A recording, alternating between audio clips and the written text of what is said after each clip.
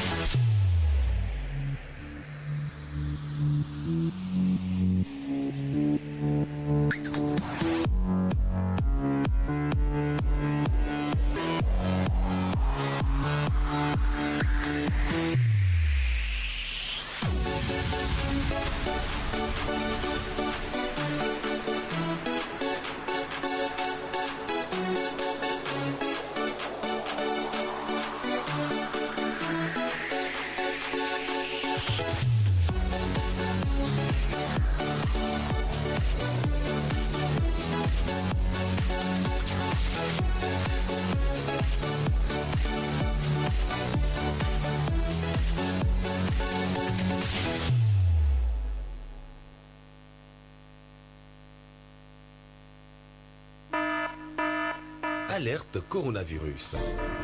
Le coronavirus est une maladie respiratoire grave qui se manifeste notamment par une toux sèche, le rhume, une forte fièvre, des difficultés respiratoires. Si vous ressentez l'un quelconque de ces symptômes, que faire? Restez chez vous et appelez immédiatement le SAMU au 95 36 11 04 ou au 95 36 11 02 pour être pris en charge gratuitement. Attention, ne sortez pas. Attendez que les agents viennent à vous. N'allez pas dans une structure de santé, ni dans une pharmacie, ni chez votre médecin traitant. Vous contribuez ainsi à maîtriser la pandémie.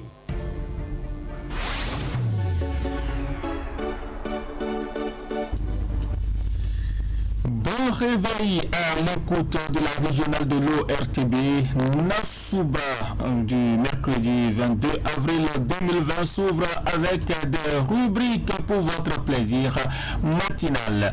L'horoscope, une présentation de Claudia Adandé.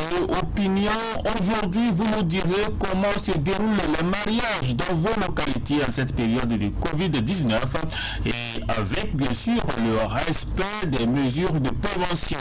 Le journal de 7 heures avec Ikilo Gounoussero, la revue des titres des journaux, le grand format santé sur les maladies chroniques à l'épreuve du Covid-19. Enfin, ça se discute, le débat de Nassouba revient sur les contours de la campagne électorale médiatisée avec Firmet Bassao et Lucien Sotonji. Marwan Sabizengi assure la mise en onde, coordination Abdoulaye Moumouni Yakoubou. Installez-vous confortablement sur la fréquence du bonheur matinal de Radio Parakou. Claudia nous présente déjà l'horoscope à 6h35.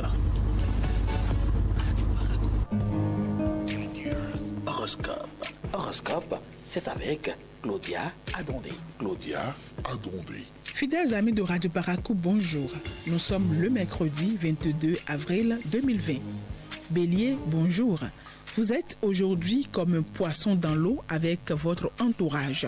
Votre franchise ne choquera même pas, au contraire, votre naturel sera apprécié et les échanges iront bon train. C'est une journée placée sous le signe de la communication. Profitez-en. Taureau du signe, aucun nuage à l'horizon. Tout se passe bien dans votre vie sentimentale, mais à part le fait que parfois quelques doutes vous rattrapent. Oubliez les difficultés que vous avez connues, avancez vers l'avenir en faisant confiance aux personnes qui vous aiment. Vous êtes du signe Gémeaux, vous avez le vent en poupe. N'hésitez pas à prendre des initiatives. Vos supérieurs hiérarchiques voient d'un bon œil à la fois votre implication et votre progression. Bonjour Cancer, ne partez pas dans plusieurs directions en même temps. Établissez un ordre dans vos priorités avant d'agir. Vous avez besoin de vous dépenser à travers une activité physique pratiquée chez vous. Aujourd'hui, Lion, les bonnes occasions qui se présentent à vous doivent vous faire réfléchir sur les échecs amoureux du passé. Mais surtout, elles doivent vous faire avancer vers la nouveauté. Il semblerait que le message soit bien passé. Vierge, bonjour. Commencez par oublier vos anciens soucis financiers pour pouvoir repartir sur de nouvelles bases. Pensez positif pour attirer du positif, ça vous changera la vie. Essayez donc. Balance, balance. Profiter d'une situation n'a jamais fait du mal à personne. Pourquoi ne pas faire confiance à la chance puisqu'elle semble bien se présenter à vous? Financièrement, tout va beaucoup mieux. Scorpion, dès que les opportunités arrivent, apprenez à les saisir sans attendre. Après, il est trop tard. Trouvez la bonne méthode si une bonne opportunité s'offre à vous. Amis du signe Sagittaire, mieux vaut oublier parfois une opportunité qui n'est vraiment pas une. Les événements se produiront le moment venu et orienteront les choses dans la bonne direction. Observez bien les changements. Bonjour Capricorne, contrôler les faits et gestes de vos collègues de travail n'est pas franchement une bonne idée. Changez de méthode, ce sera mieux. Vous vous ferez moins remarquer. Verseau, si vous avez envie de vous faire plaisir, n'hésitez pas à le faire sans abuser de la situation. Vous pouvez vous permettre de dépenser en gardant un œil sur vos comptes. Finissons avec les amis du signe Poisson. Si dernièrement, avec votre partenaire, vous avez connu quelques tensions, c'est de l'histoire ancienne. Désormais, vous passez à une autre chose. De nouvelles propositions amoureuses de la part de votre partenaire font de vous la personne la plus heureuse. C'était là les conseils des astres. Merci pour votre aimable attention.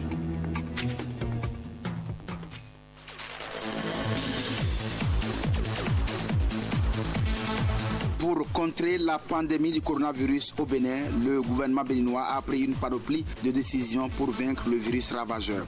Au nombre de ces mesures figure l'interdiction de regroupement de moins de 10 personnes. Les célébrations festives en font partie également. Opinion de ce mercredi 22 avril 2020 vous donne la parole pour vous prononcer sur un fait de société. Comment se déroulent les mariages dans vos localités en cette période de Covid-19 et en respect aux mesures de prévention? Appelez-nous au 96 21 50 40 à partir de 6h35. Vous pouvez également suivre l'émission sur la plateforme YouTube en tapant Essai Nasouba.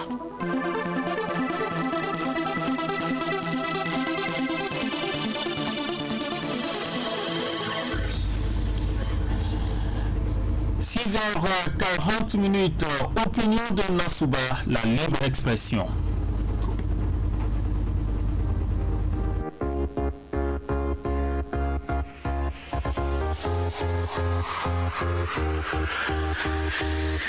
Opinion.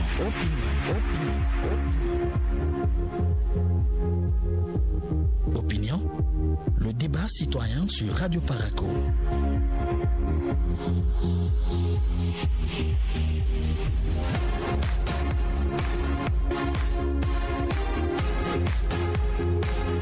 Opinion.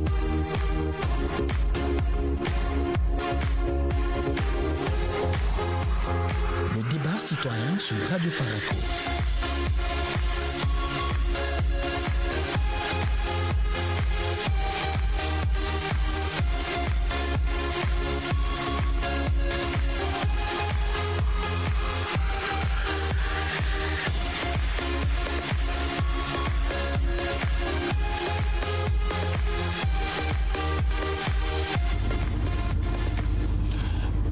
se déroule le mariage dans vos localités en cette période de Covid-19 et en respect aux mesures de prévention contre cette maladie? Vos réponses sur le 96 21 50 40, le 96 21 50 40. Vous êtes sur la régionale de l'ORTB.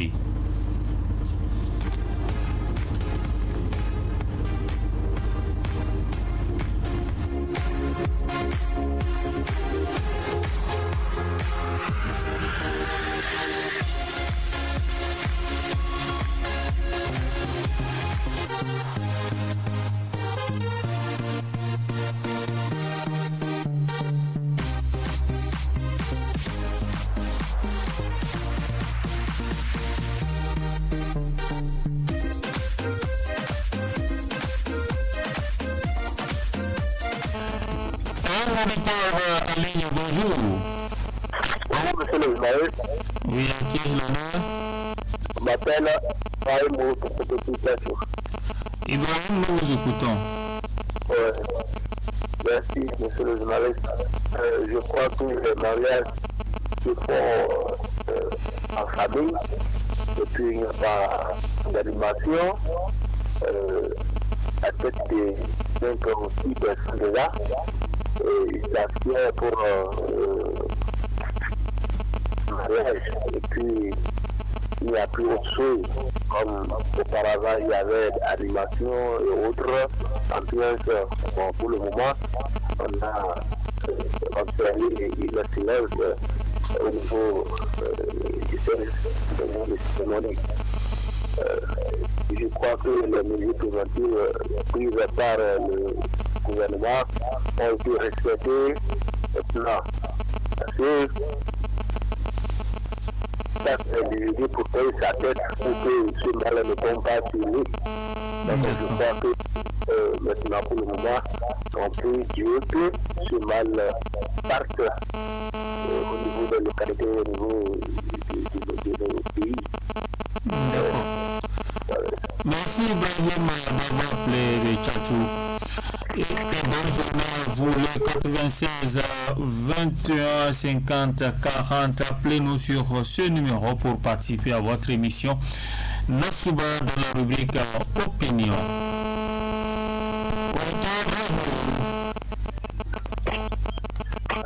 Bonjour.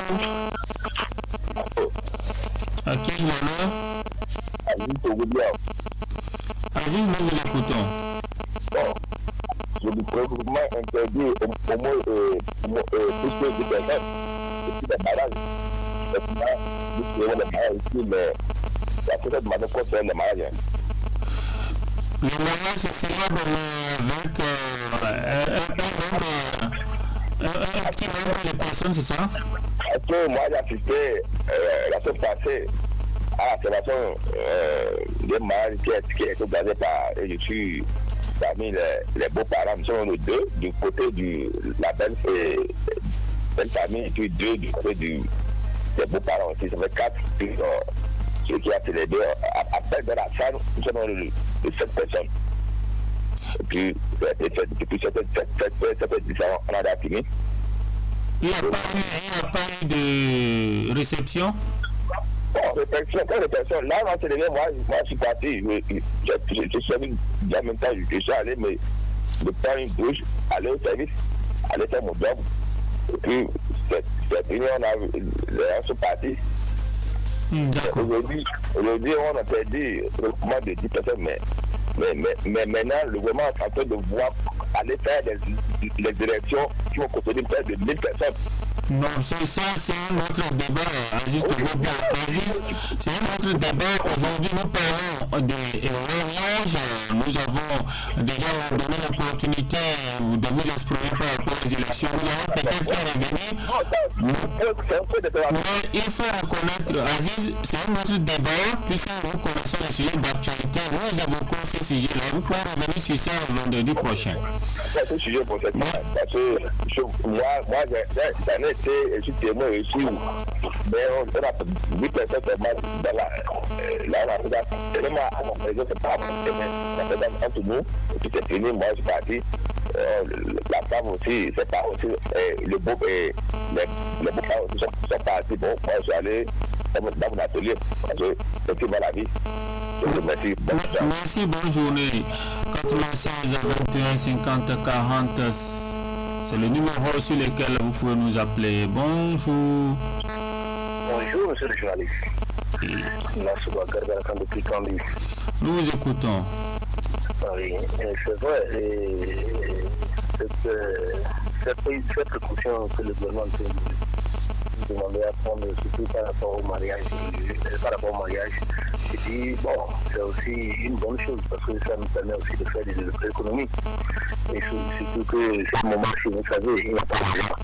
Donc, au début, c'est pas facile, même quand c'est comme un candidat, c'est la politique républicaine qui allait au lieu de mariage pour ramasser le manger qui est préparé pour la réception, tout ça là. Mais la constaté depuis ces événements qui sont produits au début, les gens commencent à comprendre que franchement, c'était pas bon, il fallait quand même éviter cela.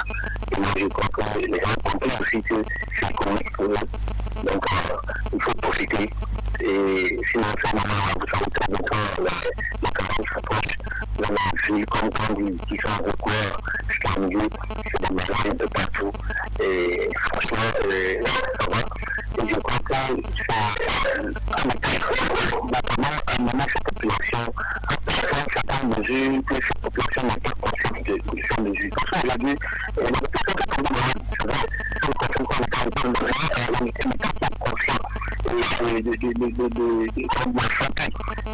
bien-être de sa population. Donc, on comprend que certaines mesures pour éviter ça. Donc, monsieur le journaliste, quand on dit efficace de mettre la politique dans ce domaine, c'est un sujet, il y a déjà un débat de sur la commune qui pense au développement de nos localités. Donc, je dis, franchement, c'est une bonne chose et que la population pourra comprendre.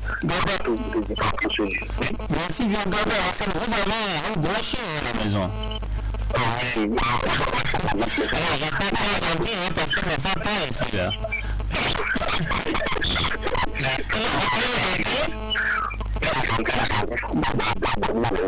Il va falloir découvrir quand il sera au camp des Gabin Hassan. Alors, merci beaucoup. Bonne journée à vous. Oui. 96 50 40 96 20. En qualité en cette période de Covid-19 et en respect aux mesures de prévention. Bonjour. Ibrahim, nous vous écoutons.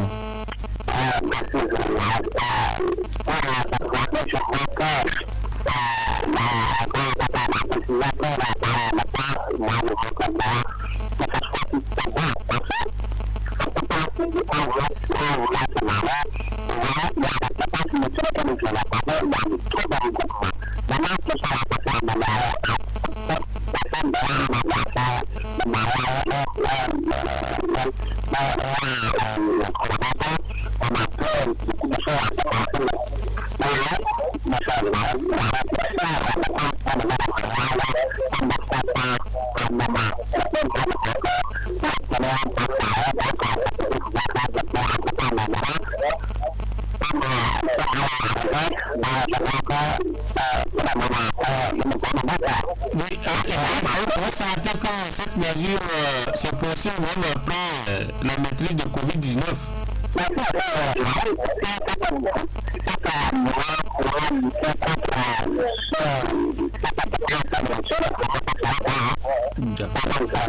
Merci d'avoir appelé depuis Tchatchou 96 à 21 50 40. Vous êtes sur la régionale de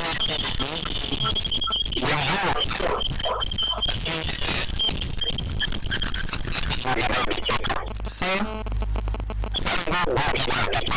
nous vous écoutons, monsieur Samou.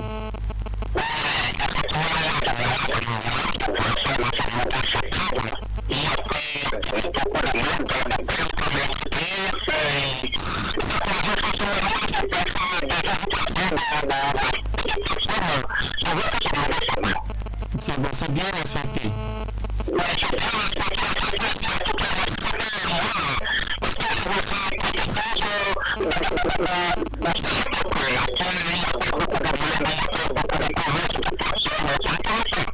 D'accord. Merci, bonne journée à vous. 40 96 21 50 40, appelez-nous sur ce numéro, donnez votre point de vue, réagissez sur le sujet d'actualité, comment se déroule le mariage dans vos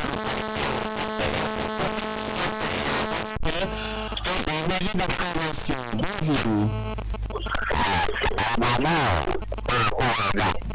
Bonjour.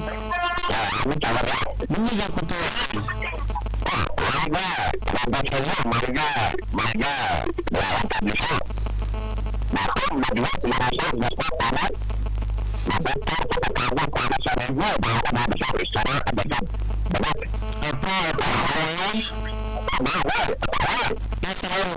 C'est ça?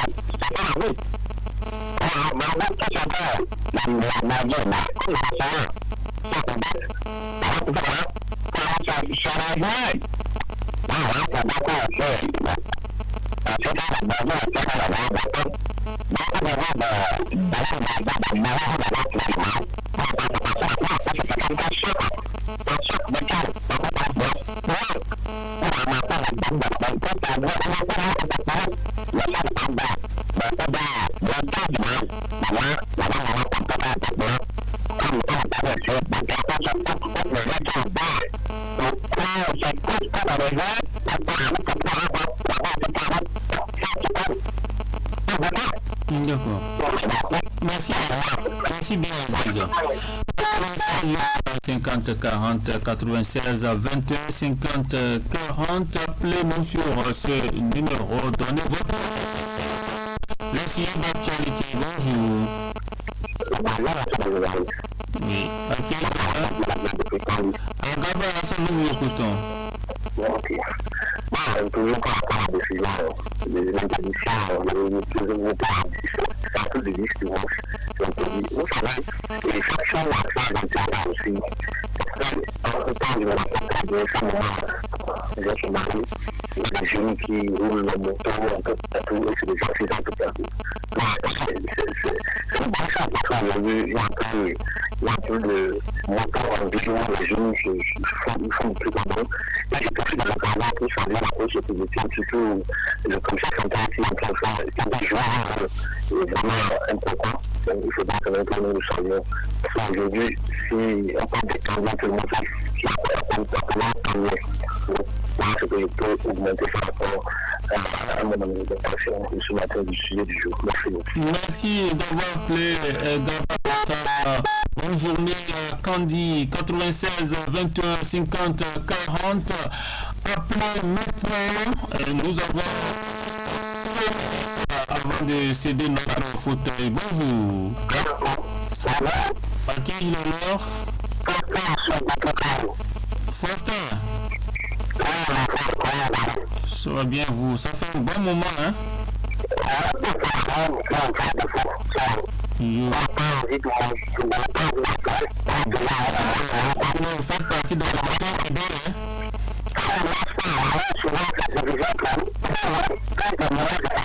D'accord. Oui. Oui.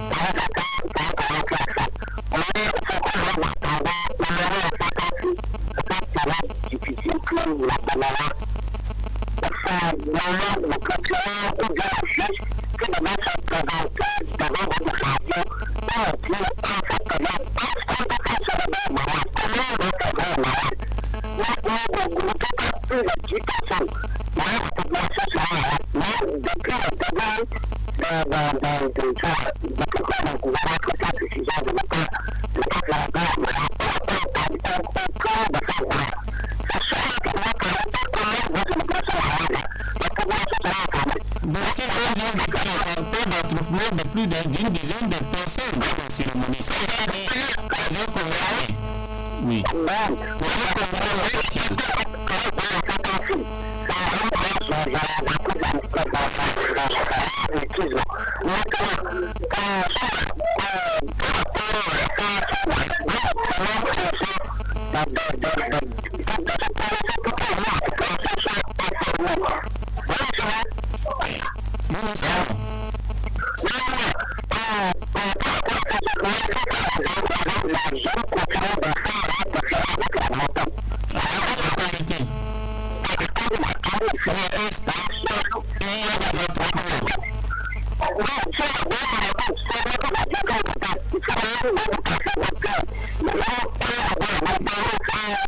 Donc, toutes les mesures ne sont pas respectées.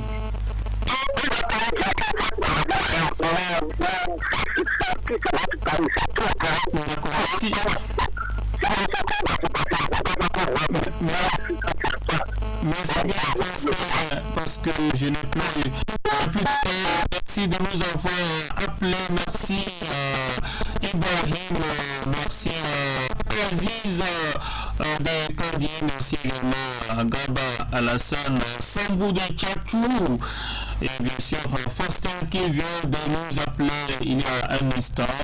Dans 2 minutes et 7 heures, Ikemogoulou Servo vous présente ce matin le bulletin d'information nationale et internationale. Restez à notre compagnie, la régionale de l'ORTB, c'est votre matinale Nassouba.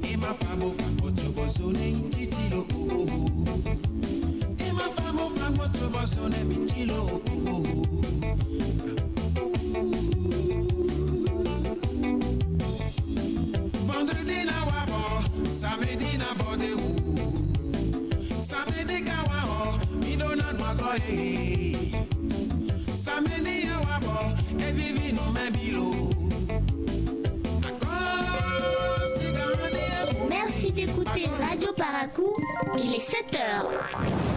Vous écoutez Radio Paracou. Dans un instant, le journal. Le journal.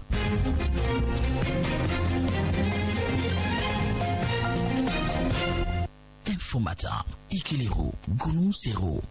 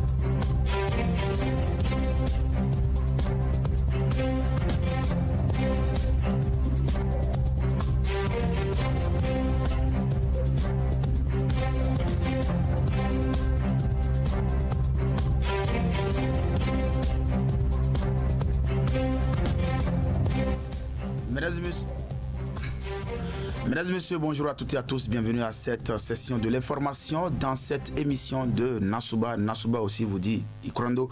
Allez, on commence avec l'installation des membres de la CRIET. La CRIET, en vertu de la loi modifiant celle relative à sa création, a officiellement accueilli hier mardi à Porte-Nouveau ces nouveaux juges. Ce sont des juges nommés récemment en Conseil des ministres. Ils ont été installés dans leur nouvelle fonction au siège de l'institution à Porte-Nouveau. On fait le point avec Guillaume Avienne.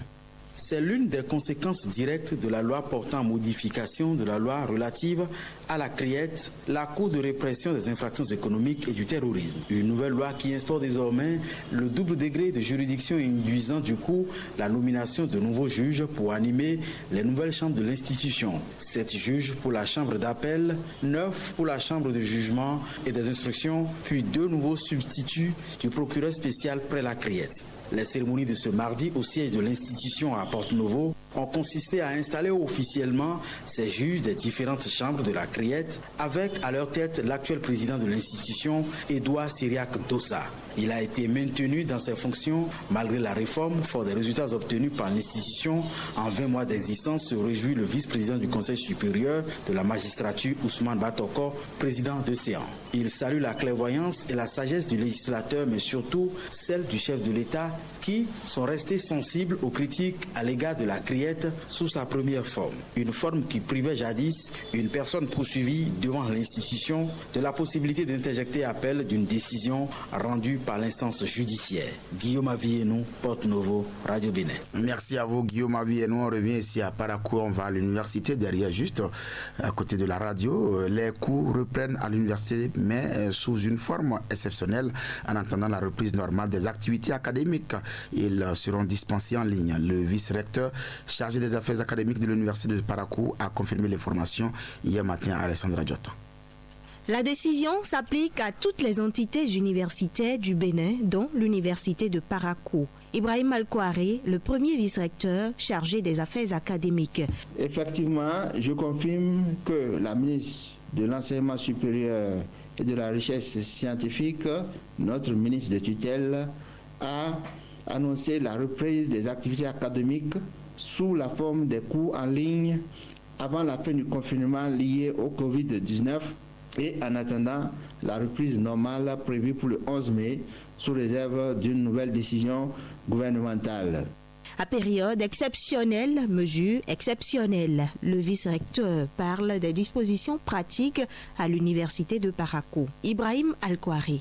Depuis le 7 avril, sur instruction de notre ministre de tutelle, nous avons informé les enseignants pour qu'ils prennent les dispositions pour numériser leurs enseignements. Ces cours ont été centralisés par les départements et les décanats et transmis au secrétariat général de l'université de Parakou. Actuellement, nous sommes à pied d'œuvre pour les insérer sur la plateforme de l'université de Parakou et très bientôt, ils seront disponibles pour les étudiants. Nous avons pris contact avec les responsables des bureaux d'union d'entités qui se chargeront d'informer leurs collègues étudiants et leur transmettre les liens d'accès aux informations dont ils auront besoin. Sont utiles pour l'opération un ordinateur puis de la connexion Internet. L'impression des cours étant possible, la multiplication des supports l'est également. Ceci facilitera la tâche aux étudiants sans moyens. J'exhorte la communauté universitaire au calme et à la sérénité.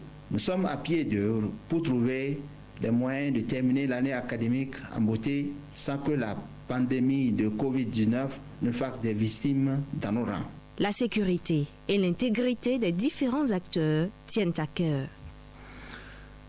On revient toujours, on reste toujours à Parakou avec l'agriculture ou la production de noix de cajou. 325 francs CFA, c'est le prix plancher fixé par le gouvernement pour tout achat de noix brutes de cajou au Bénin. Ce montant a été rendu public lors du lancement officiel de la campagne de commercialisation. Mais la réalité sur le terrain est tout autre chose que n'approuve pas la Fédération nationale des producteurs d'anacarde du Bénin, FENAPAB. La présidente de la structure fustige cet achat au rabais et rappelle les uns et les autres à l'ordre. C'est à travers une déclaration qu'elle a faite hier mardi au siège de l'association Sahadatou Ata Rakayachi, présidente de la FENAPAB. Il nous a été donné de constater que depuis le lancement officiel de la campagne de commercialisation des noix de cajou, le prix plancher n'est pas respecté sur le terrain. Les achats se font à des prix 150 à 250, inférieurs au prix plancher de 325 francs le kilogramme fixé par le gouvernement. Ces prix ne permettent pas de couvrir le coût de production des noix brutes de cajou de nos producteurs et appauvrissent davantage les vaillants producteurs que nous sommes. Cette situation n'est pas de nature à favoriser la promotion de la filière d'anacarde, deuxième filière d'exportation et troisième pilier de l'économie nationale. Cet état de choses pourrait compromettre la promotion des autres cultures car l'anacarde a le mérite de soutenir la production des cultures annuelles telles que le maïs, le soja, arachide et le coton. La FENAPAB, après concertation de tous les producteurs avec tous ces démembrements, encourage tous les producteurs à vendre les noix de cajou à partir de 325 francs tels que fixés par l'autorité. Des discussions sont en cours avec les acteurs de la filière et les autorités pour sauver le revenu des producteurs. Toutefois, nous recommandons aux productrices et aux producteurs de cajou de veiller au bon conditionnement de leur stock pour le maintien de la qualité des noix. Sahadatou Ata Rakayachi profite de l'occasion pour appeler les siens au respect des mesures barrières indiquées par le gouvernement pour lutter contre le Covid-19. Face à la pandémie du coronavirus qui sévit actuellement, il est important de respecter les mesures barrières préconisées par le gouvernement en évitant les regroupements, en veillant au lavage systématique des mains et au port de masques dans toutes vos sorties. Ce faisant, vous préserverez votre santé et celle de votre famille pour espérer produire encore mieux les années à venir. La FENAPAB compte sur la compréhension et la mobilisation de tous pour sauver la filière anacarde et éradiquer du Bénin le Covid-19. Nous, producteurs d'anacarde du Bénin, saluons les efforts de son Excellence, Monsieur le Président de la République, Patrice Talon, et son gouvernement pour l'attention particulière qu'il ne cesse d'accorder pour la promotion de la filière anacarde.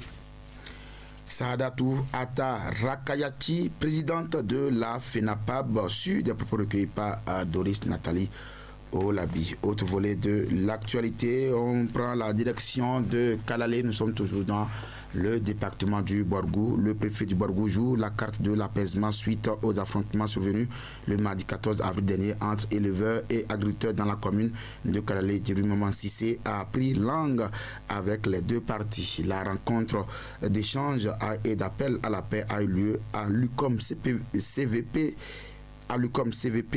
de Kalalé. Le compte rendu est signé de Viti Sao. Nous ne sommes pas ici ce matin dans un tribunal. Djibril Maman Sissé, préfet du Borgou, décline ainsi l'objectif de cette rencontre entre agriculteurs et éleveurs de Kalalé. Une rencontre d'échange au cours de laquelle les deux parties ont été écoutées à propos des affrontements du 14 avril dernier. Habitation incendiée, des bœufs tués et brûlés et un blessé grave aux soins à l'hôpital Sounon Sero de Niki. Djibril Maman Sissé. Je voudrais vraiment vous inviter à la culture de la patience, à la culture de la tolérance. Nous sommes des personnes dotées de raison. Il va falloir vraiment que nous fassions preuve de discernement. Nous allons vraiment pouvoir vivre en toute bonne ambiance, cohabiter en personnes responsables pour qu'ensemble donc nous puissions nous unir et construire notre commune, construire notre département et par ricochet donc construire notre cher et beau pays de Bénin. Kadijatou Djega Démon, maire de la commune de Kalalé. Nous vous exhortons à la patience et surtout au courage parce que la violence n'a jamais fait du bien. Le directeur départemental de la police républicaine du Borgou exhorte agriculteurs et éleveurs à ne plus se rendre justice. Seydou Hondé. Je dois quelque part déplorer votre attitude, en ce sens que vous avez le maire, vous avez les CA, vous avez les délégués. De surcroît, on vous a amené la police qui est à votre service, elle est là pour vous. Pourquoi lorsque vous avez des difficultés, vous vous sentez primé dans vos droits, pourquoi ne pas se reporter vers la police? Les deux parties s'engagent à une cohabitation pacifique. Moumouni Guinayaru et Mamoudou Mamasambo, respectivement porte-parole des agriculteurs et des éleveurs. Grâce à cette rencontre initiée par les autorités, le conflit est terminé. Nous ne souhaitons plus vivre ce triste incident car agriculteurs et éleveurs sont appelés à cohabiter. Nous prenons l'engagement ici et maintenant de faire la paix parce que sans la paix, aucun de nous ne pourra rester mener ses activités. Donc tout ce qui s'est passé avec l'arrivée des autorités, la solution sera trouvée à tous les problèmes et la vie va reprendre normalement. Donc nous garantissons à monsieur le préfet qu'il n'y aura plus rien, tout se passera normalement. Une assistance aux victimes de ces affrontements est annoncée dans les jours à venir. À l'issue de la rencontre, Djibril Mamassissé est allé au chevet du blessé à l'hôpital Sounon Sero de Niki. C'était donc Viti Sahoe du retour de Kalale. Accident de la route, une brève dans cette édition et de la route hier mardi à Malanville. Un homme âgé d'environ 60 ans est passé de vie à trépas vers 10h30. Le drame s'est produit non loin de l'église protestante. C'est un manque d'inattention qui est à l'origine de cet accident car l'homme tué et le camion qui l'a écrasé allaient tous dans la même direction, mais pour des raisons qui restent à élucider, le camionneur a choisi subitement de faire rétropédalage. Cette marche en arrière inattendue a surpris le motocycliste qui s'est retrouvé sous le camion. Informé, la police est rendue sur les lieux pour le constat d'usage. Suite de cette édition, direction le Mono à Plahoué pour être plus précis dans le département du Koufo. Comment se déroule la campagne de distribution gratuite de moustiquaires imprégnés d'insecticides à longue durée d'Action MID dans le Koufo? Une délégation composée des membres de la conférence administrative départementale, la CAD bien sûr, avec à sa tête le préfet Christophe Mouedi, a fait le tour des 6 communes du département pour se rendre compte de l'évolution de l'opération. On fait le point avec Samira Chamimane de l'antenne régionale de l'ORTB dans la zone. La distribution gratuite des moustiquaires imprégnés d'insecticides à longue durée d'action MILD se déroule sans difficulté dans les 6 communes du Koufo visitées par la délégation préfectorale. Christophe Megbeji, préfet du Koufo. Nous sommes venus constater comment le ratissage se fait pour que demain nous puissions enclencher avec la deuxième phase. Vous voyez, c'est très bien. Vous avez vu vous-même les ménages, vous avez vu leur satisfaction et vous avez vu aussi que les conseils sont donnés à nos parents pour que ces moustiquaires soient utilisés et pour nous protéger contre les piqûres donc, des moustiques. Faire en sorte que l'on ne les retrouve pas dans les champs.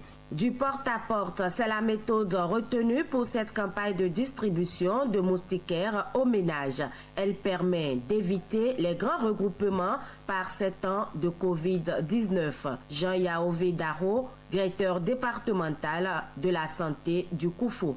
Cette stratégie est bien observée. Également, les équipes profitent pour sensibiliser sur comment utiliser les moustiquaires et comment les entretenir. Nous sommes au 7e jour, nous sommes déjà à près de 47% de couverture. Hervé Cogblay est un bénéficiaire de MILD dans la commune de Toviclin. Il me manque des mots pour remercier le gouvernement parce qu'en ce temps de pluie, la population du village de Nataoue souffre énormément du paludisme. Christophe Medbeji décerne un satisfecit au gouvernement béninois et invite les populations au respect strict des mesures de prévention contre le coronavirus. Nous avons des raisons sérieuses de dire un grand merci au gouvernement. Oui, dans cette même période que nous luttons contre les moustiques, que nous sachions que nous avons un salaud de virus qui sème la panique partout. Les conseils pratiques, les gestes barrières, se laver régulièrement les mains, respecter les distanciations. La distribution gratuite de moustiquaires imprégnés aux ménages s'inscrit dans le programme d'action du gouvernement et vise à contribuer à la réduction de la morbidité et de la mortalité spécifique au paludisme. Caninois dans cette édition, le monde artistique béninois est en deuil. L'artiste Ambroise Akora a rendu l'âme hier à Abomey à l'âge de 67 ans des suites d'une longue maladie. Pierrette Adayossi.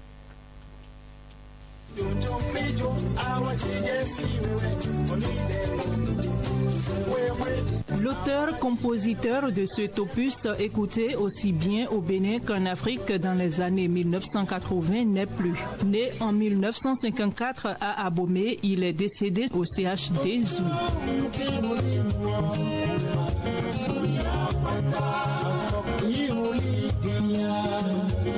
Le président de la Fédération des associations des musiciens traditionnels du Bénin, Jean-Pierre Kiki Hunti, rappelle les derniers instants de l'homme sur terre. Il est joint au téléphone. Il a dit quelque chose de capital que je voudrais partager. Il a refusé qu'on fasse ce tapage autour de sa santé. Comme on met les médias, vous dites l'artiste est malade, il faut venir. Il a refusé. Au début, c'était des malaises. Nous en avions parlé. Quand après, le mal s'est compliqué et on a parlé du cœur. Que son cœur, que ça n'allait pas, qu'on devait le transférer à la cardiologie. Il y a quelques jours seulement, il était à la cardiologie. Bon, on en était là quand le mal s'est encore aggravé. Du cœur au poumon, de la fatigue, ça c'est compliqué. Et il a fini par rendre l'âme.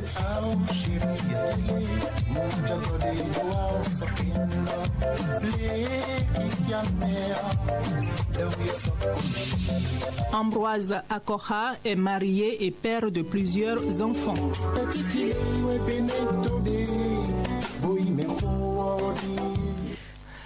Allez, l'artiste ne meurt jamais, vive l'artiste, repose en paix, Ambroise Akoha. Voilà, on passe à l'interactualité.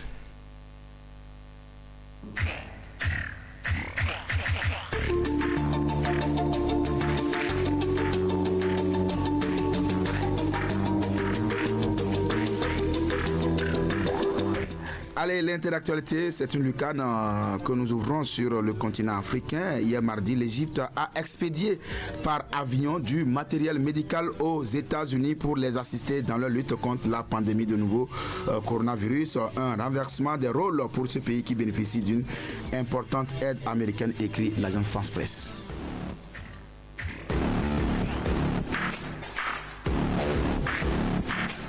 On reste avec l'actualité du pandémie du coronavirus alors que la maladie a fait plus de 177 000 morts à travers le monde depuis son apparition en Chine en décembre 2019. Selon un bilan établi hier mardi par l'AFP, le programme alimentaire mondial PAM a lancé un cri d'alarme sur ses conséquences en termes d'alimentation. Le nombre de personnes souffrant sévèrement de la faim pourrait doubler en raison de la pandémie du Covid-19, atteignant alors plus de 250 millions d'ici la fin de 2020, a averti cette agence spécialisée de l'Organisation des Nations Unies.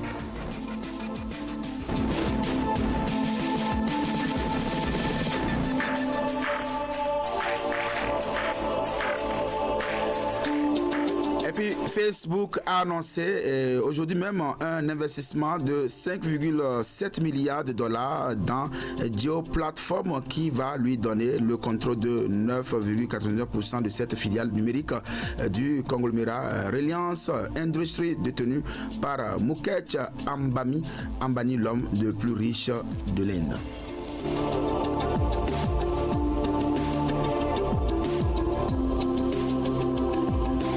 On revient en Afrique pour parler de l'affaire dite de l'achat de l'avion présidentiel et des équipements militaires. La justice malienne qui soupçonnait des surfacturations avait finalement classé en 2018 l'affaire sans suite. L'État malien a même été condamné à payer aux fournisseurs notamment des équipements militaires des milliards de francs CFA. Mais récemment, le dossier a été rouvert du moins par la même justice malienne. Mamadou Camara, ancien ministre et ancien chef de cabinet du président malien, avait même été inculpé pour favoritisme et mis sous mandat de dépôt. Mardi donc, hier, la chambre d'accusation de la cour d'appel de Bamako a annulé les poursuites et l'ancien ministre Mamadou Camara a été libéré. Par ailleurs, notez que de sources proches du dossier, aucun mandat d'arrêt international n'a été délivré à ce jour contre des personnes impliquées dans le dossier.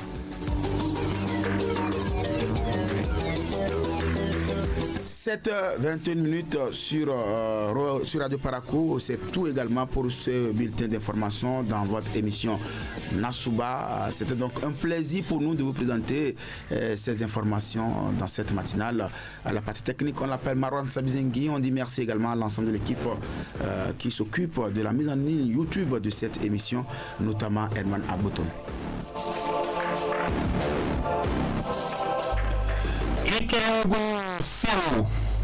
Merci pour votre oui, il faut dire que on va un peu parler de la météo. Encore? Oui, encore ce matin. Juste en une minute. En une minute parce que hier le temps était partiellement ensoleillé. Aujourd'hui, nous aurons du soleil. Le temps est ensoleillé. Et les températures s'annoncent dures. Hein. Avec le soleil, c'est toujours comme ça. Oui, avec le soleil, c'est toujours comme ça. Vous savez, nous sommes en Afrique et on ne doit pas être surpris de cette température. Voilà, donc de ce climat. Voilà, donc à 7 heures déjà, on notait 24 degrés, 11h33.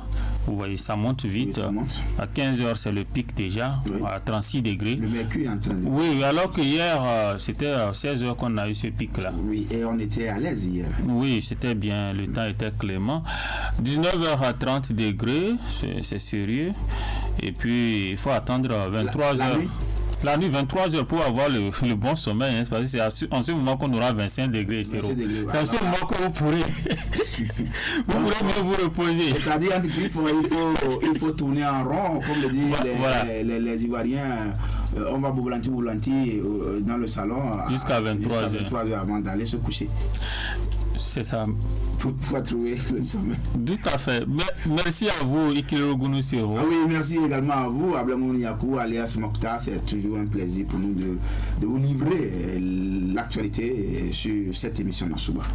Maroun Sabizengui nous propose une pause avant la suite, bien sûr, de cette émission matinale avec, bien sûr, la Panthère Noire. C'est un souvenir pour ceux qui ont vécu ces moments des années 90.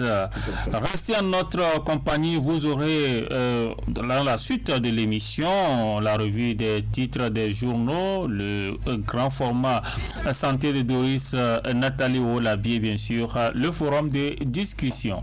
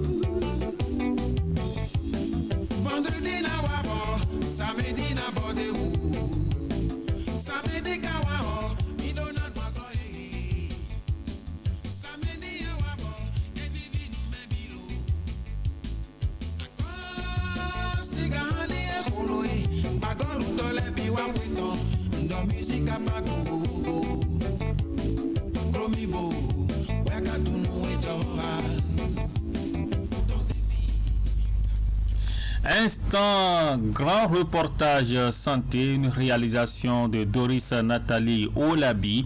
Les personnes du 3e âge et les malades chroniques sont les plus exposés à la pandémie du Covid-19. Cela s'explique par le fait que leur système immunitaire est déjà affaibli par le poids de l'âge ou de la maladie. Les malades chroniques à l'épreuve du Covid-19 est bien sûr le thème du grand format santé. Depuis l'avènement du nouveau coronavirus en décembre 2019, plusieurs messages ont circulé désignant les personnes du 3e âge et celles souffrant de certaines maladies plus vulnérables au mal. Explication du docteur Léopold Kodjo, chef du service cardiologie au centre hospitalier universitaire départemental du Borgou. Sur la base des recherches, le profil des personnes qui peuvent développer les formes graves de l'infection à coronavirus est relativement connu. Et dans ce profil-là se retrouvent toutes personnes porteuses de maladies chroniques, en particulier le cancer, les pathologies respiratoires, mais il y a aussi les pathologies cardiovasculaires, que ce soit l'hypertension artérielle, le diabète, l'insuffisance cardiaque, l'infarctus du myocarde. Lorsque le mal survient chez ces personnes, la probabilité qu'elles soient de forme grave est très élevée. Elle peut de ce fait déclencher plusieurs pathologies cardiovasculaires. Un patient qui est traité pour insuffisance cardiaque, s'il fait l'infection à coronavirus, il y a plus de chances que son insuffisance cardiaque se réinstalle, donc qu'il décompense de nouveau. Le fait de faire l'infection à coronavirus peut exposer au déséquilibre du diabète, peut exposer également au déséquilibre de l'hypertension artérielle. Donc, les pathologies cardiovasculaires constituent un terrain sur lesquels on peut avoir des formes graves de la maladie, mais le fait que la maladie survienne sur ce terrain peut dégrader davantage le terrain. La psychose du Covid-19 peut également être préjudiciable aux personnes souffrantes de maladies chroniques. Dr Léopold Kodjo. Nous sommes dans une psychose dans la population et dans ce stress généralisé, plusieurs affections cardiovasculaires peuvent se déséquilibrer également, notamment l'hypertension artérielle. Quand vous êtes stressé, la tension peut monter, tout simplement. Or, dès que la tension monte, il y a des risques de complications importantes. Dans ces conditions, il faut juste des dispositions pour leur prise en charge adéquate. Et ces mesures de réanimation sont quand même en train d'être mises en place quand je prends le cas de Parakou. Parce que d'ici quelques temps, un grand hôpital a été identifié, des mesures sont en train d'être prises pour que un bon circuit soit mis en place afin que les patients graves puissent accéder directement à la réanimation. Donc, nous avons un service de réanimation, nous avons des réanimateurs, nous avons le scanner qui peut permettre de poser le diagnostic surtout de gravité pulmonaire de cette maladie-là. Donc je peux dire que les mesures de base pour gérer cette affection-là sont disponibles. Plusieurs malades s'inquiètent, surtout ceux qui ont des rendez-vous de consultation quant à la conduite à tenir. En l'état actuel de l'épidémie au Bénin et à Parakou en particulier, nous n'avons pas encore restreint les consultations. Donc ceux qui ont des rendez-vous jusqu'à la semaine prochaine, en tout cas, ils peuvent venir à leur rendez-vous comme d'habitude. La seule précaution à prendre pour entrer dans le CHD désormais, c'est qu'il faut avoir un masque et il faut tenir quand même son carnet pour justifier que l'on a rendez-vous avec un médecin. Point besoin de modifier le traitement pour ceux qui en ont, rassure le médecin. En prévention à une éventuelle infection, actuellement, il n'est pas nécessaire de modifier son traitement. Au contraire, il faut vraiment prendre de façon rigoureuse le traitement. Tout ce qu'on a prescrit pour différents problèmes, diabète, hypertension, crise cardiaque et autres, il est important pour chacun de prendre rigoureusement le traitement, mais surtout de se surveiller tel que nous avons recommandé à chacun. Lorsque la pathologie est bien contrôlée, la fragilité face à l'infection au coronavirus diminue. Et donc, il est important de garder le traitement. La prise des anti-inflammatoires tels que l'aspirine est déconseillée en cas de Covid-19. Cependant, il reste indispensable pour certains malades. Alors, il y a un certain nombre de patients qui ont de l'aspirine dans leur traitement. Et comme nous l'avons entendu dans toutes les publications sur le coronavirus, les anti-inflammatoires sont déconseillés. L'aspirine est un anti-inflammatoire, mais la dose que nous donnons pour ceux qui souffrent de problèmes de cœur n'est pas une dose anti-inflammatoire. Le plus souvent, on donne l'aspirine 100 mg une fois par jour ou 500 mg un quart ou un demi de comprimé. Donc, ces doses-là ne sont pas des doses anti-inflammatoires et il n'est pas nécessaire de les arrêter. S'il y a des gens qui prennent de l'aspirine à forte dose pour d'autres problèmes cardiovasculaires, je leur déconseille également de l'arrêter, mais il est impératif qu'ils se rapprochent de nous pour que nous puissions voir avec eux s'il faut retoucher le traitement. Le docteur Léopold Kodjo invite toutes les personnes souffrantes d'une maladie chronique au respect de leur traitement et à l'observance stricte et rigoureuse des gestes barrières que sont le port du masque, le lavage régulier des mains à l'eau et au savon, le respect de la distanciation sociale et surtout le confinement.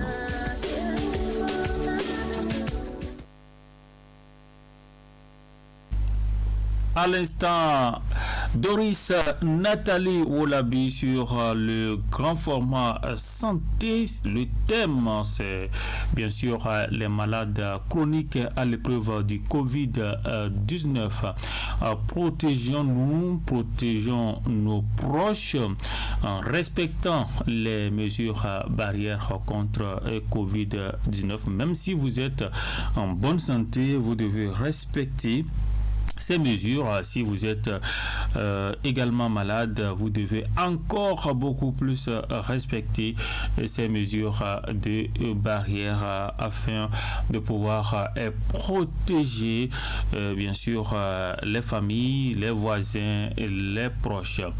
Il est 7 heures passées de 32 minutes. Restez en notre compagnie. Vous êtes dans la matinale sur la régionale de l'ORTB. La revue des titres des journaux, c'est souvent une compilation de Eva Patrick Loco pour le compte de cette semaine. Et pour le compte de cette matinée également, je pense bien et qu'il est au rendez-vous. Nous allons donc suivre cette revue des titres des journaux. Et aujourd'hui, c'est avec José, bien sûr, puisque Yves Patrick Loco n'a pu poser deux voix. Donc, suivons la revue des titres avec José Nimadi.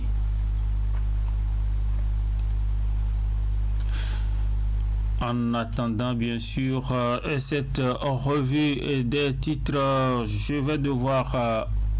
Oui, c'est bon. La Nation, le quotidien de service public qui affiche en manchette gouvernance économique et financière au Bénin, le FMI marque sa satisfaction. Contre le coronavirus, le Bénin assoit sa réponse sur l'anticipation et l'innovation. Ramadan, démarrage du jeûne musulman dans un contexte de coronavirus. Fraternité. Pour des propos régionalistes, le bloc républicain se désolidarise de Armand Kansé, lit le communiqué de presse. Piraterie maritime dans le golfe de Guinée, de nouveaux otages pris au large du Bénin. Le potentiel. Programme FEC avec le Fonds monétaire international, Talon obtient 125 millions de dollars US de promesses d'ici mai. Soutien de Mouel Bénin à l'UP pour les communales, Ayadi renforce à Moussou pour la victoire. On évolue toujours, on est avec le progrès. Sixième et dernière revue du programme avec le FMI, la gouvernance de Patrice Talon récompensée. Un surplus de 103,5 millions de dollars promis par le FMI. Riposte contre le coronavirus, le dépistage systématique des communautés à risque. La priorité COVID-19 FMI unilatérale des frontières par le Nigeria, le Bénin maintient ses performances malgré tout. Le FMI salue la résilience payante imprimée par Talon. Prévention du paludisme, distribution effective des moustiquaires aux ménages. Événement précis. Maître Rufino d'Almeida, invité de Sous l'arbre à Palabre à l'événement précis, je cite, le PAG se réalise à pas de géant sous Talon. Fin de citation. Renforcement des mesures contre le Covid-19, le Bénin passe à l'offensive, le dépistage de plusieurs groupes cibles annoncés. L'après du jour, incidence financière due au Covid-19, la situation économique du Bénin reste toujours stable. On va terminer par Matin Libre. Boycott, succession de Luc Atropo, cancer en mauvaise posture. Classement mondial de la liberté de presse, le Bénin chute à la 113e place. On va terminer par un carnet noir. Deuil dans le monde musical. Ambroise Akora, le roi du Jojo Clizo, n'est plus.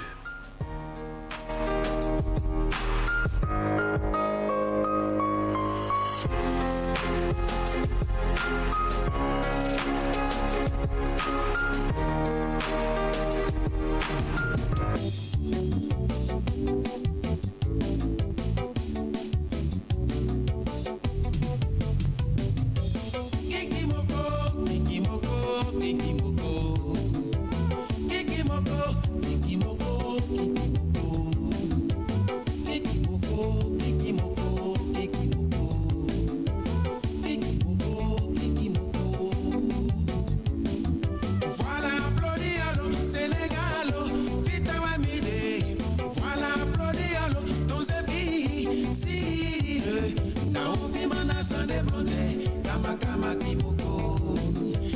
Asamile madonude, kama kama kimoko.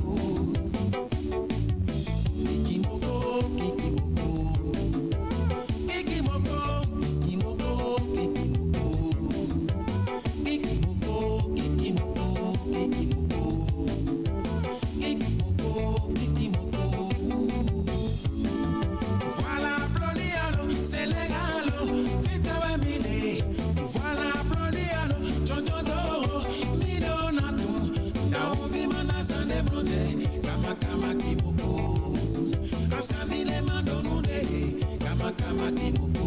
Ah, dime. Asamile, dime makoko. Madine, Asamile, dime makoko. Asamile, dime jaluno. Wemito wisolo grita. Ima famo famo chobosone chichilo. Ima famo famo chobosone michilo.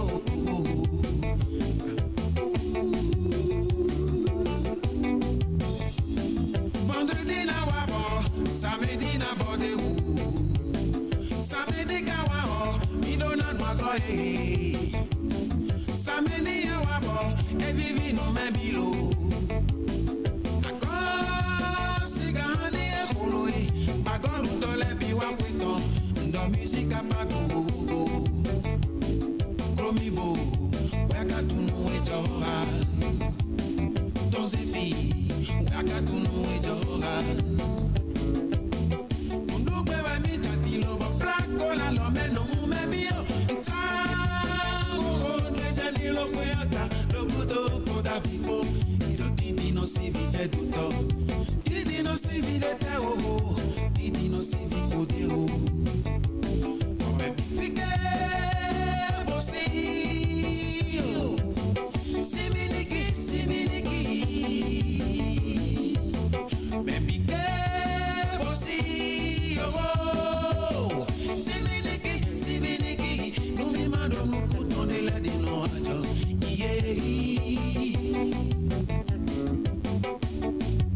Kikimoko, kikimoko.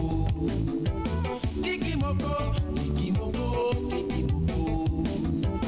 Kikimoko, kikimoko, kikimoko. Kikimoko, kikimoko. Voilà, Blodiano, Senegalo, Vita wa mide.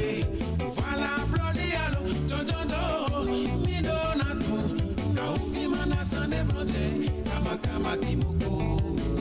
Asamile Madonude, Kama Kama Kimoko. Vendredi wabo, samedi bordeu, accordé ma son fide.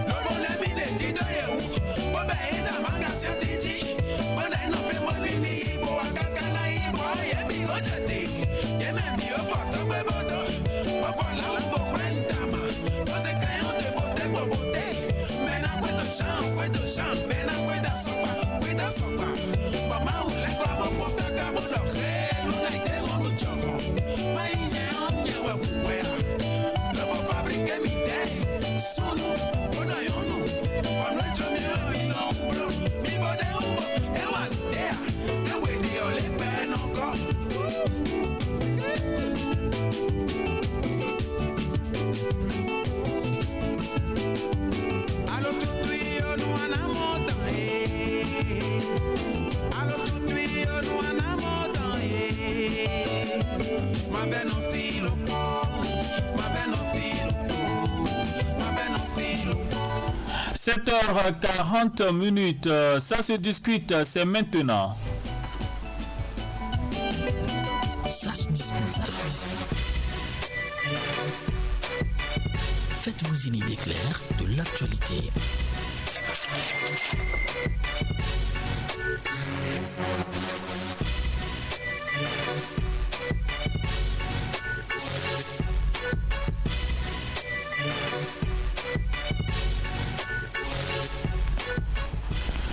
Ça se discute, nous recevons en ligne, bien sûr en conférence, Lucien Sotonji, bonjour. Bonjour Abdoulaye. Nous recevons également Firmin Bassao, bonjour.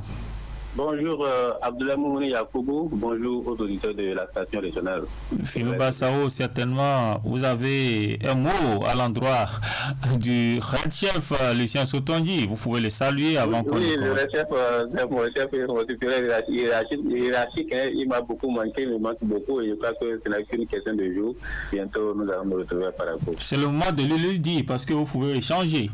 Bonjour Red Chef. Bonjour Fima. Vous le manquez beaucoup du côté de Guaïcon.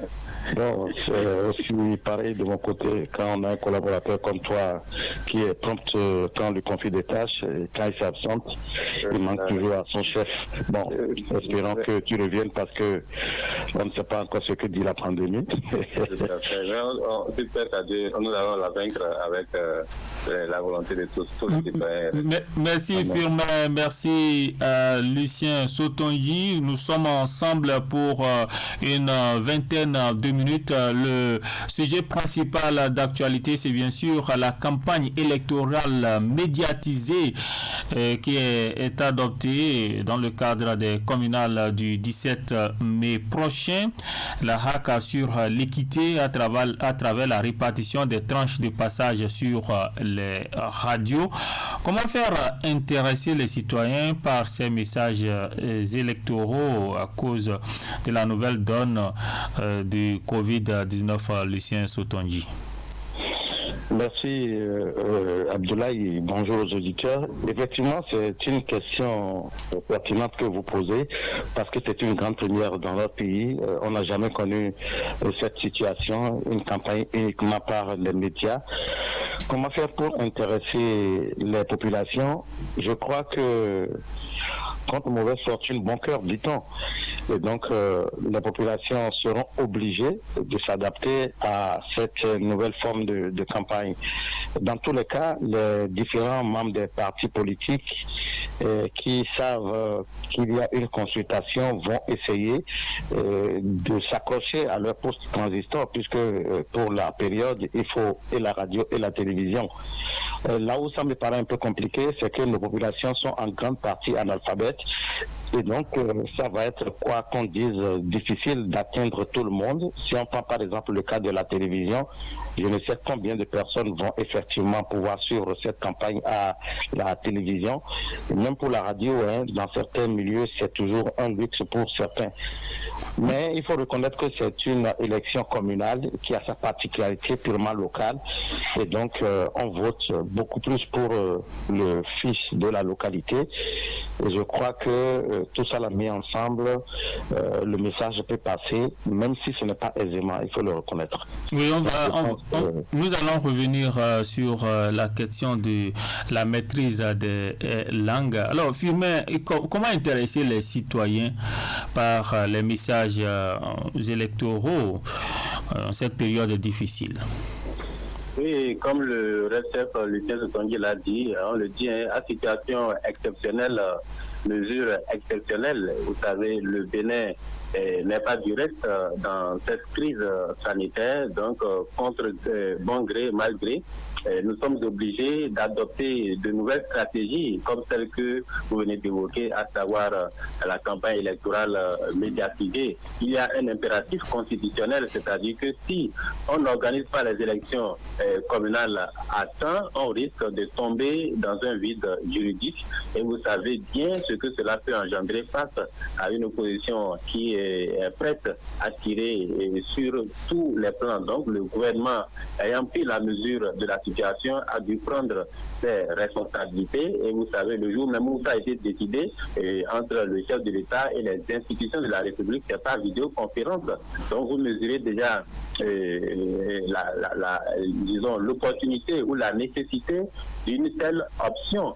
Et je crois que les citoyens, s'ils le veulent ou non, nous sommes obligés d'aller de cette manière-là. Les médias traditionnels, à savoir le RTB et tous les autres médias du Bénin seront mis à contribution. Le président de la HAC, Professeur Moureti, et les représentants des 5 partis en liste, le mardi passé, il y a une semaine exactement, se sont réunis et sont tombés tous d'accord sur cette méthode-là. Personne n'a voulu déroger à la règle parce que l'enjeu est de taille. face à la pandémie que tout le monde est en train de crier. Il faut bien aller à cela, à amener les populations, n'est-ce pas, à s'approprier ce nouvel outil ou cette nouvelle méthode de communication. Il faut bien qu'on aille à cela aussi, Moumouni. Vous savez, quand on prend l'exemple de certaines grandes nations, comme les États-Unis et la France, ce n'est pas même si chez nous c'est une première, il y a déjà des États qui sont en avance sur nous, où depuis même les années 60, ce mode de communication est adopté quand il s'agit des campagnes, c'est déjà dans leur tradition. Et maintenant, quel mécanisme maintenant pour prendre en compte les attentes des citoyens? Comment est-ce que ces attentes pourraient être exprimées parce qu'il n'y a pas d'attroupement, il n'y a pas de contact? C'est bien cela, et comme le RSF l'a dit, la télévision sera mise à contribution, même si beaucoup de citoyens, mon parent qui est au village là-bas n'a pas l'habitude de la télévision, ou il n'en a même pas du tout. Il y a aussi d'autres moyens, la radio par exemple, la radio, on sait le nombre de personnes qu'elle touche. Et je crois aussi que selon ce que j'apprends, il n'y a pas que les médias, il y a l'usage des mégaphones portés par les véhicules qui sera autorisé selon les informations. Les affiches à l'effigie des candidats seront également autorisées. Vous voyez, il y a quand même pas mal de mesures que le gouvernement est en train de prendre ensemble de concert avec la HAC pour que cela puisse impacter la plupart des citoyens. C'est vrai, ça ne sera pas facile, ça ne sera pas facile pour une population qui était habituée au grand regroupement à écouter, parce que là, ça va vraiment faire que les citoyens ne pourront pas voir physiquement leur mandat. Comme on le dit, c'est une élection locale en principe. Celui qui est candidat ou qui va à l'élection communale ou municipale devrait s'adresser directement à cette population. Il y a une manière quand même pour le faire, et ça sera différent de cette manière qu'on est en train d'adresser, parce que directement, ils se parlent entre eux, ils peuvent se toucher, et ça témoigne de la confiance que le mandat est en train d'avoir à l'endroit de ces électeurs. Oui, je vous reviens, Firmin Bassao, je vous reviens dans un instant. Lucien Sotonji, pas d'attroupement, mais des candidats pourraient être tentés de faire des porte-à-porte comme d'habitude. Est-ce que cette stratégie pourrait être autorisée? Non, je crois que les porte-à-porte sont aussi interdites. Il n'y a pas de campagne porte-à-porte. Sinon, ça risque de créer le même préjudice qu'on est en train de vouloir éviter. Mais je crois quand même que, à vrai dire, il y a plusieurs élections. Il y a les élections présidentielles, législatives, communales et tout ça. Et moi, je crois qu'au-delà même de cette pandémie du coronavirus, il faut que nos frères qui veulent briguer les postes de maire méritent effectivement leur poste. Vous savez, quand on prend cette élection communale, c'est purement local, comme je le disais Firmin, mais il faut qu'on évite les parvenus au poste. On ne peut pas être maire d'une localité sans être au préalable en contact permanent avec cette localité. C'est pas possible. Et donc, aujourd'hui, je veux dire tout simplement qu'en réalité, on n'a pas besoin d'une campagne en tant que telle pour se faire connaître, s'il s'agit de se faire connaître. Parce que celui qui veut briguer un poste de maire devrait être connu par ses frères de la localité. Donc, par rapport à ça, je trouve que c'est une bonne chose, que à quelque chose de malheur est bon, comme on le dit, c'est une bonne chose qu'aujourd'hui, ceux qui veulent avoir ces postes méritent vraiment ces postes. Et Firmin dit quelque chose qui effectivement est une réalité. C'est vrai que comparaison n'est pas raison. Nous ne sommes pas en France ou aux États-Unis. Mais c'est vrai que combien de gens en campagne on rencontre au niveau de cette grande nation-là. Et puis nos campagnes ici, est-ce que ce sont des campagnes effectivement qui portent leurs fruits? Parce que quand on dit... De toute façon, c'est un exercice qui permet aux candidats de s'exprimer devant les électeurs. Non, c'est un exercice qui permet de distribuer les billets. C'est un exercice qui permet de distribuer 500 000 francs.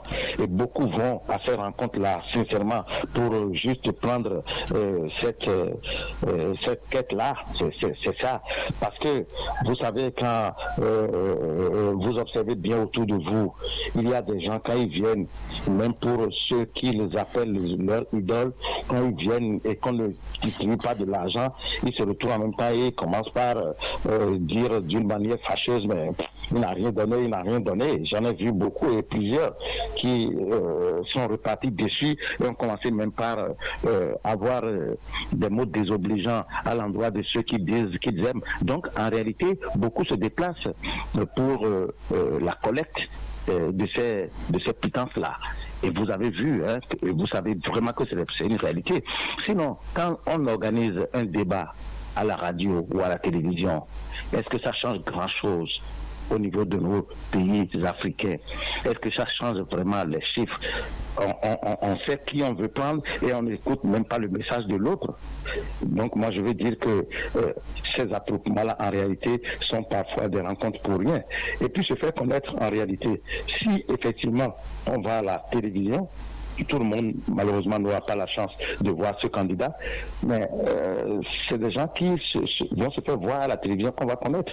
Moi, je suis matériellement de Bembereke. Si aujourd'hui quelqu'un veut être maire à Bembereke ou s'il veut être conseiller, on n'a pas besoin de me représenter. Dès qu'on me sort la liste de ces gens, je sais qui fait quoi. C'est vrai qu'aujourd'hui, avec la réforme des partis, on dit qu'il faut avoir des partis à connotation, enfin, qui ont une assise nationale, mais on ne va pas, ça va être des cas vraiment isolés, que des étrangers entre griffes, parce que je ne parle pas d'un Béninois qui est au Bénin, je ne le prends pas pour un étranger, de grâce, mais pour quelqu'un qui n'est pas de cette localité-là, je ne vois pas, ça va être des cas isolés. Et quand peut-être les élections vont prendre fin et qu'on va élire les maires, on va faire ces statistiques, vous verrez que ce n'est pas des étrangers entre griffes, comme je le dis, qui seront élus dans telle ou telle commune. D'accord. Donc, je persiste et je signe en disant que cette mode de campagne qui s'impose à nous, malheureusement, à cause de cette pandémie, est encore une autre école que nous allons aborder et qui, à mon avis, est une école porteuse. Fumé Bassao, il y a un autre aspect, il s'agit des élections locales, des élections communales, donc des élections de proximité. La maîtrise des langues locales s'impose aux candidats pour mieux attirer le choix des électeurs. Oui, la maîtrise des langues s'impose et c'est là que l'ORTB, qui est la chaîne nationale et la chaîne sur laquelle pratiquement toutes les langues, du moins plusieurs langues sont parlées, a un grand rôle à jouer. C'est que tout est vraiment prêt pour que ça se passe de la bonne manière. Maintenant, parlant des langues, c'est vrai, il y en a qui le feront, mais il y a 1000 manières quand même pour pouvoir toucher les électeurs à travers les langues, même si celui qui... Parce que je me rappelle très bien, dans un passé récent où lorsqu'il y a une situation dans le pays, le pouvoir adopte une méthode, c'est-à-dire si le ministre qui est passé pour délivrer son message à la nation ne comprend pas, lorsqu'il ne comprend pas une langue, on fait recours à quelqu'un,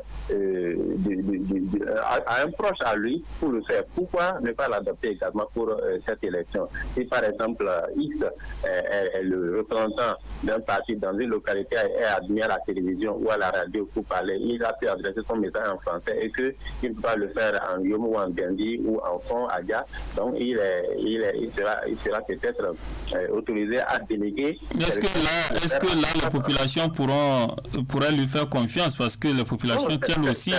C'est là le paradoxe, Moumouni, on ne peut faire autrement, c'est une option faite par le chef de l'État, les institutions.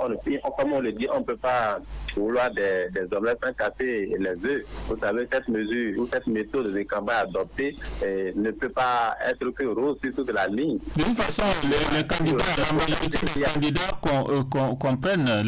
comprennent les langues de leur localité. Il y a même encore un autre problème parce que là, quand il s'agit d'une élection locale, donc vous voyez, quand on prend un parti dans une commune donnée, vous voyez le nombre de candidats qui sont sur la liste.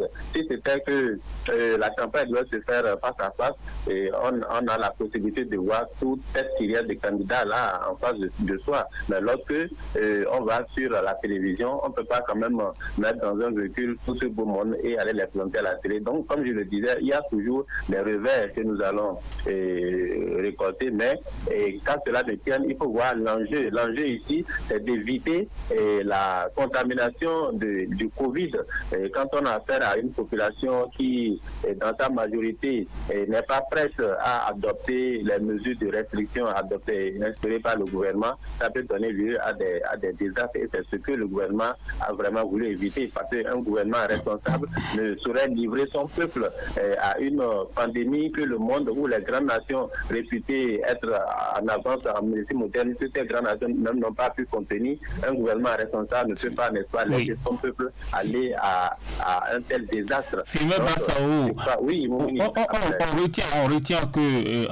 retient avec votre analyse et bien sûr celle de Lucien Sotonji que ce serait une école intéressante pour notre démocratie qui en sortirait renforcée par rapport à cette nouvelle donne malgré la prévention à cause de la prévention de cette maladie.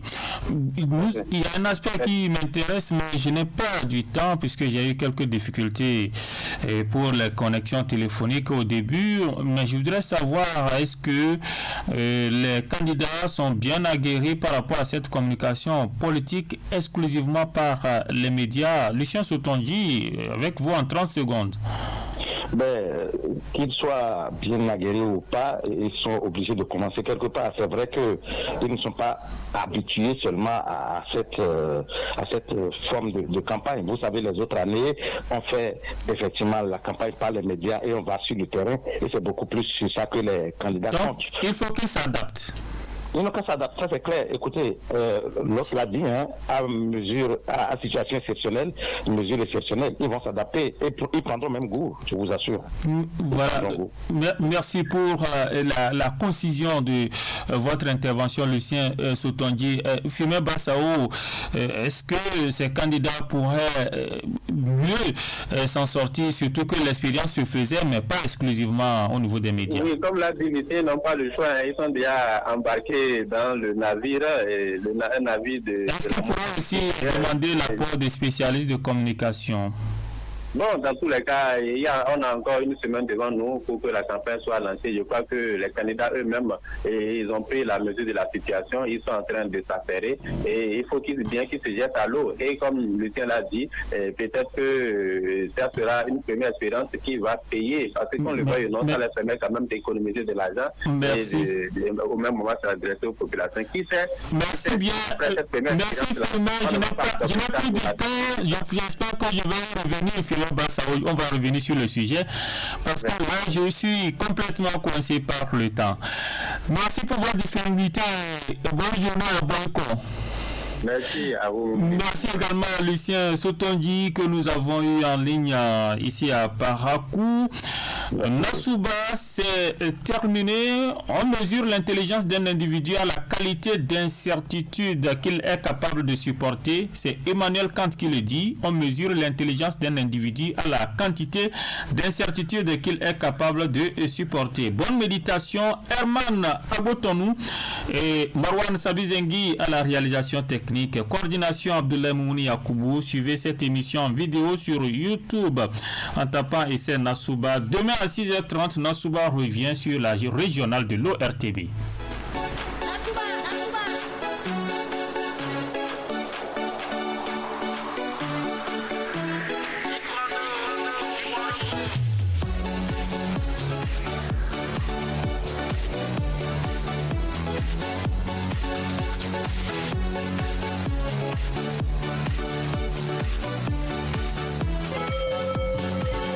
Merci d'écouter Radio Paracou, il est 8 heures.